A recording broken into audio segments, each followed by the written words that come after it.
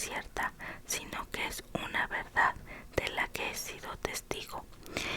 Era un hermoso atardecer de verano y, como solía hacerlo a veces, recibí la invitación de mi padre para dar un pequeño paseo con él porque aquel hermoso mirador del bosque, como he dicho anteriormente, había frente al Schloss. El general Spidelford no puede venir a visitarnos tan pronto como yo esperaba, dijo mi padre mientras paseábamos. El general iba a hacernos una visita de algunas semanas y esperábamos su llegada al día siguiente.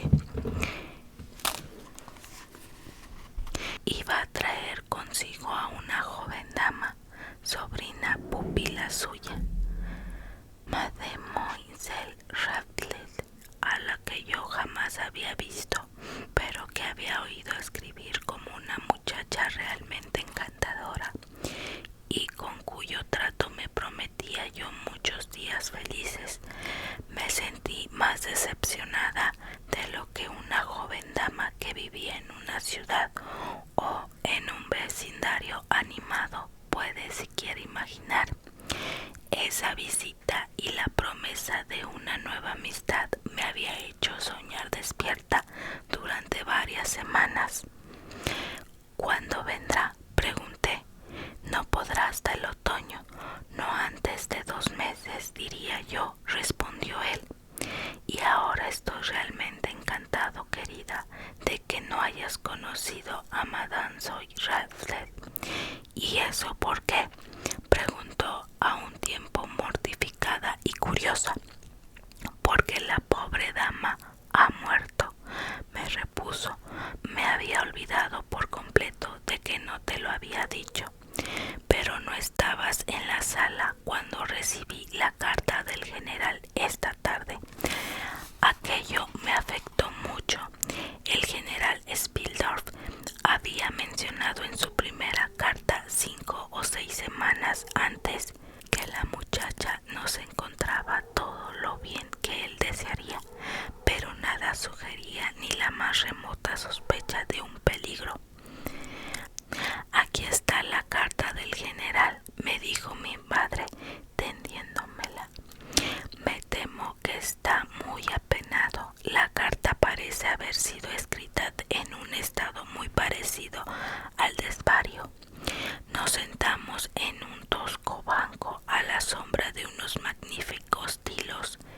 El sol se ponía con todo su melancólico esplendor tras el selvático horizonte y el riachuelo que fluye junto a nuestra casa y pasa bajo el empinado puente viejo que había mencionado serpenteaba a través de muchos grupos de nobles árboles, reflejado en su corriente casi a nuestros pies el escarlata difuminado del cielo.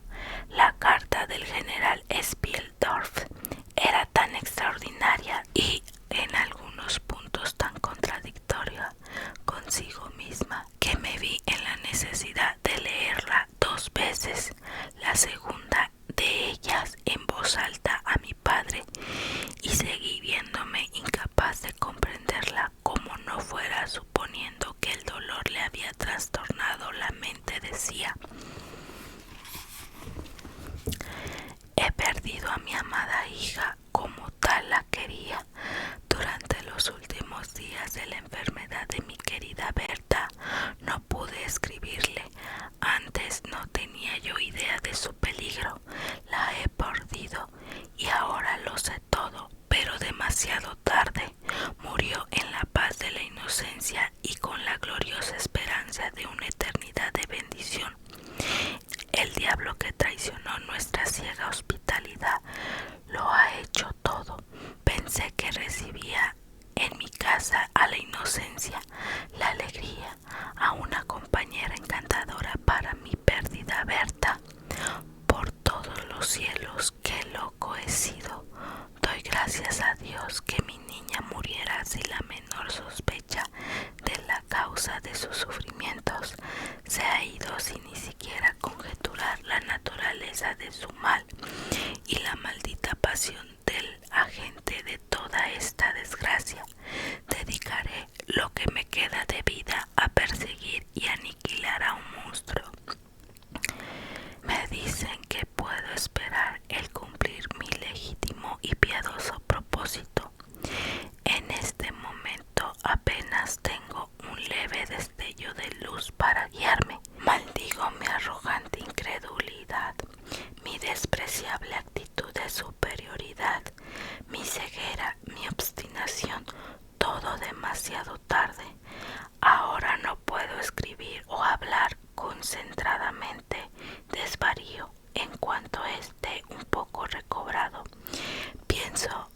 dedicarme durante un tiempo a investigar y eso posiblemente me lleve a Viena en algún momento en otoño dentro de 2 meses o antes si vivo le veré. Es decir, si usted me lo permite, entonces le contaré todo lo que apenas me atrevo ahora a poner por escrito. Adiós, recé por mí, querido amigo. De este modo terminaba aquella extraña carta, aunque yo jamás había visto a Berta Reichsfeld. Los ojos se me llenaron de lágrimas ante la súbita noticia. Me sentí muy afectada y también profundamente desilusionada. Para ese momento el sol ya se había puesto y era el crepúsculo el momento en que le devolví a mi padre la carta del general. Era un anochecer dulce y claro, y nos demoramos especulando sobre los posibles significados de las frases violentas e incoherentes que yo acababa de leer. Teníamos que caminar casi 1 milla para llegar al camino que pasa por delante del Schloss y por entonces la luna brillaba espléndidamente. En el puente levadizo nos encontramos a Madame Pedron y Madame Mademoiselle de la Fontaine, que había salido con la cabeza descubierta a disfrutar de la exquisita luz lunar. Oímos sus voces parloteando en animado diálogo mientras nos acercábamos. Nos unimos a ellas en el puente levadizo y nos volvimos para admirar con ellas el hermoso panorama. El claro por el que acabamos de pasar se abría delante de nosotros. A nuestra izquierda el estrecho camino serpenteaba debajo de grupos de árboles soberbios y se perdía de vista dentro del bosque, ahí donde se esperaba. Ahorita Zapatitos anda molesta porque la ando interrumpiendo. Pero bueno, y se perdía de vista dentro del bosque, ahí donde se espesaba. A la derecha, el mismo camino cruza el empinado y pintoresco puente, cerca del cual se yergue una torre en ruinas que en otro tiempo guardó aquel paso, y al otro lado del puente se alza una abrupta eminencia cubierta de árboles, entre cuyas sombras asoma algunas rocas cubiertas de apiñada piedra gris.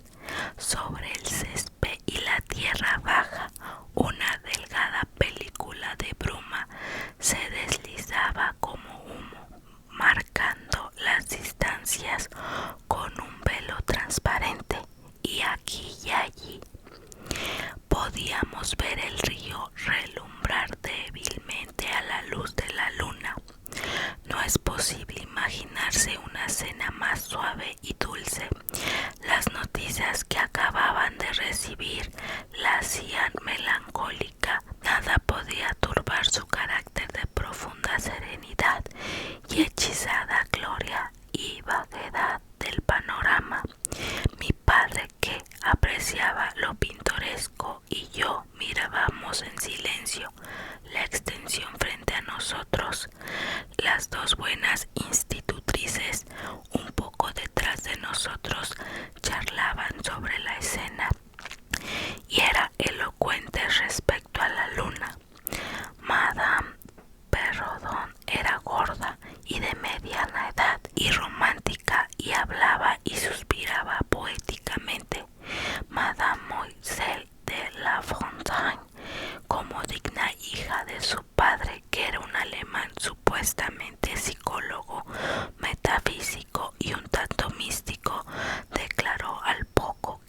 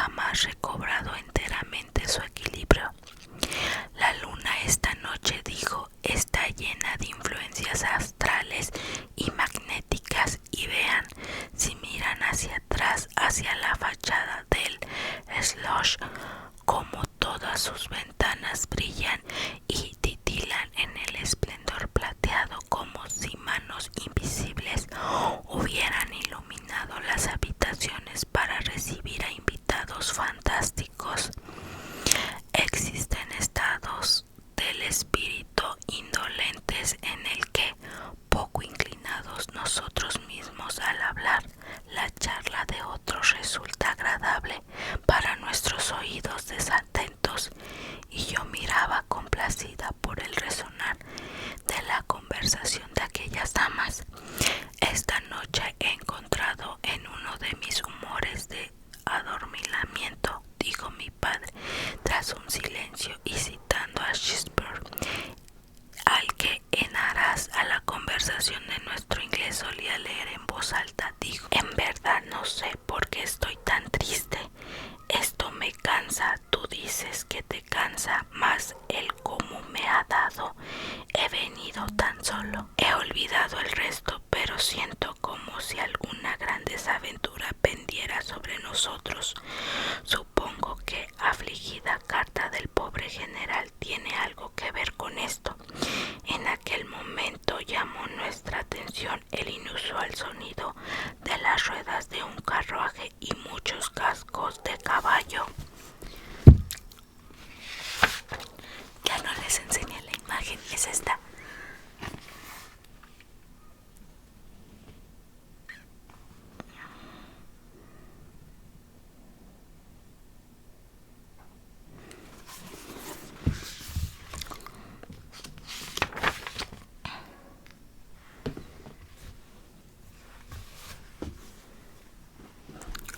Parecía acercarse por la elevación de terreno que domina el puente, y pronto del cortejo emergió de aquel punto. Primero cruzaron el puente dos jinetes, luego vino un carruaje tirando por 4 caballos y detrás cabalgaban 2 hombres. Parecía tratarse del carruaje de viaje de alguna persona de rango, y quedamos todos absortos inmediatamente contemplando aquel espectáculo poco frecuente.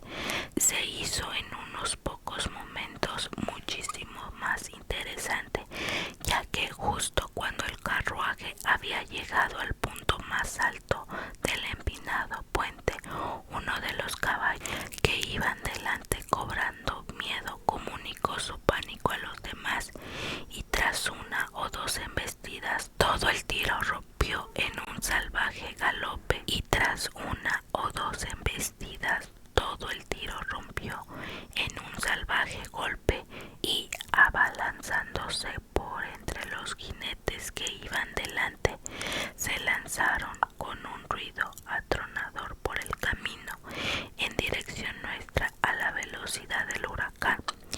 La excitación de aquella escena era todavía más penosa por los nítidos y largos chillidos de una voz femenina.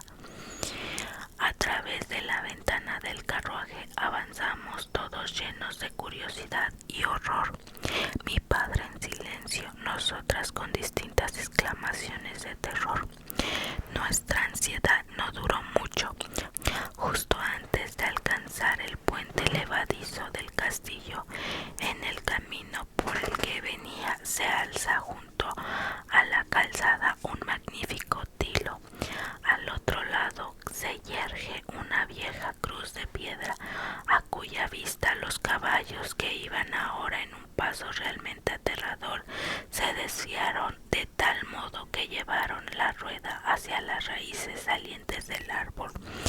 Yo sabía lo que iba a ocurrir. Me tapé los ojos sin poder mirar y aparté la cara. En el mismo instante oí un grito de mis 2 amigas que habían avanzado un poco más. La curiosidad me hizo abrir los ojos y vi una escena de total confusión.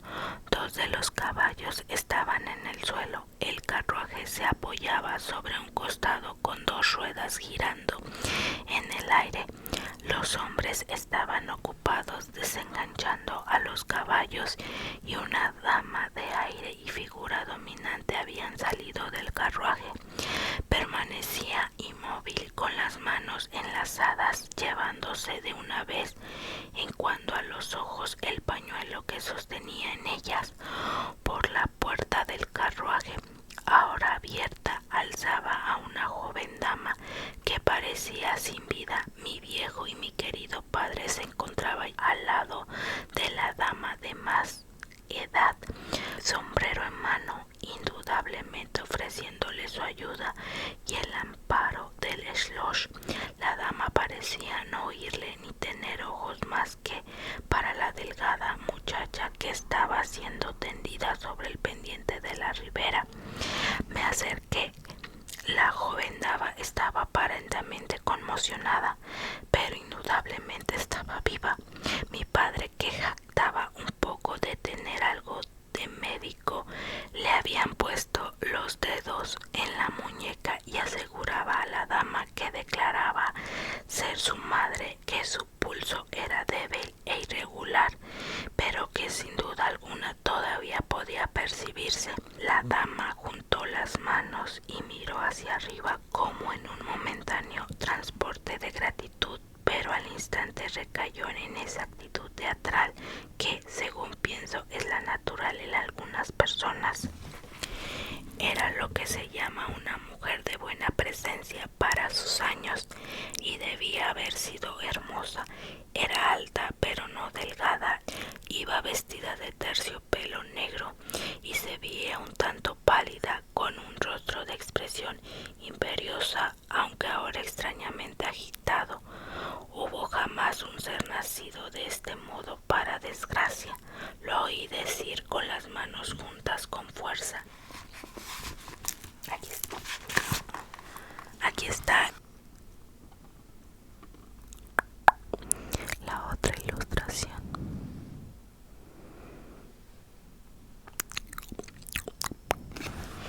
Tras me acercaba, aquí estoy en un viaje de vida o muerte, en cuyo curso la pérdida de una hora puede significar la pérdida de todo. Mi hija no se habrá recobrado lo suficiente para proseguir el viaje en quién sabe cuánto tiempo. Debo dejarla, no puedo demorarme.